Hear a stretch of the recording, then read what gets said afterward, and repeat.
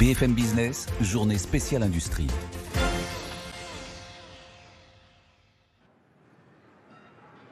Et ça y est, nous sommes à Global Industrie. Ça commence cette semaine des industriels sur BFM Business. On va y être tout au long de la journée. On commence ce matin dans Good Morning Business. Je suis avec Laurent Bataille, président de Schneider Electric France. Bonjour Laurent Bataille. Bonjour. Merci beaucoup d'être avec moi sur ce plateau. Schneider Electric, fleuron industriel français, un spécialiste de la transformation numérique, de la gestion de l'énergie, poids lourd du CAC 40. Alors, on est à Global Industrie, comme à chaque fois, il y a des thématiques, il y a des projets. Cette année, les thématiques à Lyon, c'est l'automatisation, la digitalisation, l'IA, l'énergie, l'environnement. On va y revenir, bien sûr. Mais est-ce que, dans votre tête d'industriel, de grand industriel, aujourd'hui, il n'y a pas cet agenda qui change forcément en raison du contexte international? Est-ce que ça change vos projets, vos investissements et votre timing, en quelque sorte, dans les semaines qui viennent? Bien, alors effectivement l'environnement est volatile, on le voit. Moi la réponse que j'aimerais apporter à ça c'est la résilience. Donc chez Schneider, d'abord on est très globaux, donc on est exposé à beaucoup de géographie. Mais au-delà de ça, ça fait plus d'une décennie qu'on a décidé de s'organiser par ce qu'on appelle des hubs géographiques où on a une R&D locale, une production qui est essentiellement locale, des forces de vente locales. Qu'est-ce que ça veut dire? Ça veut dire que par exemple en Europe, plus de 90% des produits qu'on vend sont fabriqués dans le continent. Donc ça, c'est source de résilience. Deuxième sujet, ça veut également dire qu'en termes de leadership, on a un modèle distribué chez Schneider Electric.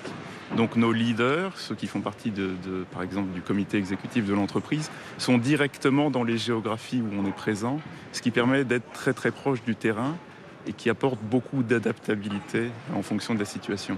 Voilà, maintenant, il y a quand même un point important pour nous, en particulier ici en Europe, c'est que cette situation, je pense qu'elle crée une exigence qui est celle d'une réaction. Il faut que l'Europe accélère dans ses transformations et sa simplification.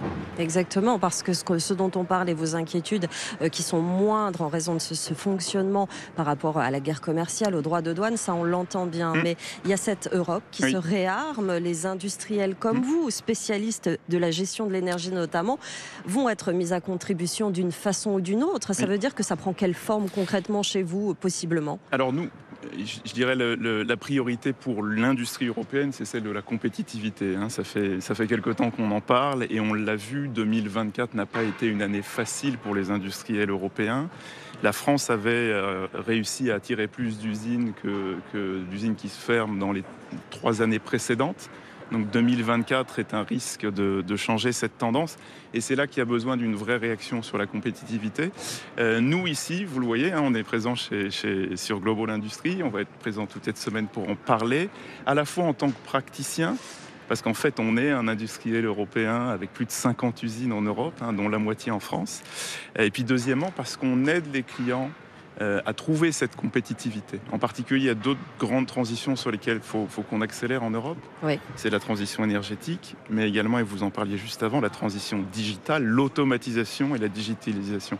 Parce que c'est la façon de monter en gamme, d'améliorer la qualité et de regagner de la compétitivité, parce qu'il faut qu'on soit compétitif à l'échelon international. Alors justement, vous parlez de compétitivité dans ce contexte compliqué, ce contexte international compliqué. Pourquoi c'est important d'être ici à Global Industrie et comment on rappelle la force des industriels français? On est face à des leaders mondiaux qui crient plus fort les uns que les autres. Comment on fait pour avoir confiance en nos industriels, pour se dire, bon, l'industrie européenne a toute sa place? Alors je pense que des événements comme Global Industry, c'est très important parce que l'industrie, c'est un métier d'écosystème.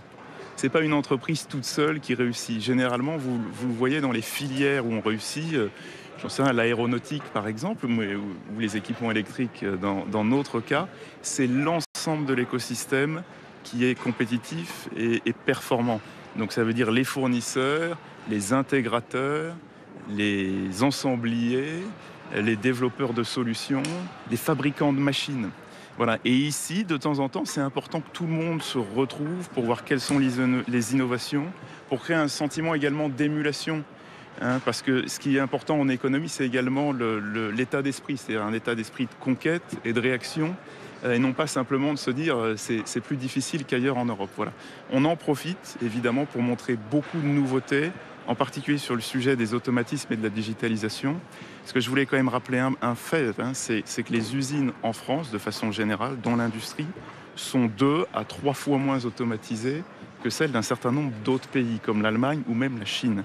Il y a moins de robots et moins d'automatisation. Et ça, c'est quand même source à la fois de qualité et de compétitivité. Vous avez raison, on va les recevoir, ces entreprises, ces industriels de la robotique notamment qui se trouvent dans nos usines, c'est important. Est-ce que vous pouvez nous rappeler très rapidement la répartition de votre chiffre d'affaires en fonction de vos gros pôles d'activité chez Schneider Electric? Alors, si je prends le cas de la France, dont je suis responsable, notre plus gros pôle, c'est le bâtiment. Le bâtiment, typiquement, chez nous, c'est de l'ordre de 40% de l'activité. C'est à la fois le tertiaire, les bâtiments techniques, comme les hôpitaux, mais également le résidentiel. Ensuite, on a un pôle très important en industrie. C'est à peu près un tiers de l'activité. Donc, on s'occupe des usines dans lesquelles on installe des équipements, des systèmes de gestion de l'énergie, des softwares pour améliorer les process des industriels. Troisième grand segment, c'est les infrastructures, en particulier les infrastructures énergétiques, mais également les infrastructures comme celle de l'eau, par exemple, qui ont besoin de beaucoup d'automatisme, d'intelligence, mais également de produits de protection pour l'électricité. Et puis un autre segment, c'est celui des data centers, des infrastructures numériques. Oui, et effectivement, on en a parlé beaucoup des data centers pendant le sommet de l'IA il y a quelques semaines à Paris. Sur votre agenda 2025, quelles sont les priorités que vous allez essayer de mettre en œuvre, les investissements qui sont le plus importants? Parce qu'on voit bien quand même, quand on vous écoute, quand on écoute les entreprises françaises, que les transformations à faire sont multiples pour rester dans le train. Donc les priorités, c'est quoi? Alors, je vais zoomer sur l'industrie puisque c'est le sujet de cette semaine. Pour nous, fondamentalement, c'est d'aider nos clients à accélérer sur les 2 grandes vagues. La décarbonation, ce qui veut très souvent dire l'électrification des usages. Donc c'est remplacer un principe de combustion, par exemple avec du gaz, par une chaîne de production ou des fourneaux électriques. C'est ce qu'on fait par exemple dans l'industrie du verre avec un certain nombre de nos clients. Et puis c'est en parallèle travailler sur l'automatisation et le digital, par exemple en déployant des plateformes qui leur permettent de mieux collecter les données de leurs usines, ce qui leur permet derrière de déployer des algorithmes et de l'AI pour mieux en fait faire fonctionner leurs usines, avoir une meilleure qualité, moins de rebut, utiliser moins de ressources et au global une meilleure productivité. Ça, c'est vraiment les 2 grandes transformations. Et ce qu'on fait cette année, c'est qu'on a beaucoup de lancements de produits qui vont leur permettre d'accélérer sur ces sujets-là, en particulier des nouvelles plateformes logicielles, du software. Ce que vous nous dites, c'est qu'on n'a pas à avoir de complexe par rapport au reste du monde, par rapport aux États-Unis, par rapport à la Chine. On a des atouts mais en 2025 à présenter. Tout à fait. Alors moi, je pense d'abord qu'il y a beaucoup de compétences. Deuxièmement, il y a des écosystèmes qui sont très performants. Je pense que le plus important, c'est de travailler de façon plus collaborative. Et deuxièmement, développer une préférence pour le local, c'est-à-dire travailler en écosystèmes locaux. Oui, c'est peut-être ce qui va nous sauver effectivement dans l'industrie française. Merci beaucoup. C'est trop court évidemment à chaque fois ces conversations. Merci, c'était passionnant. Laurent Bataille, président de Schneider Electric France.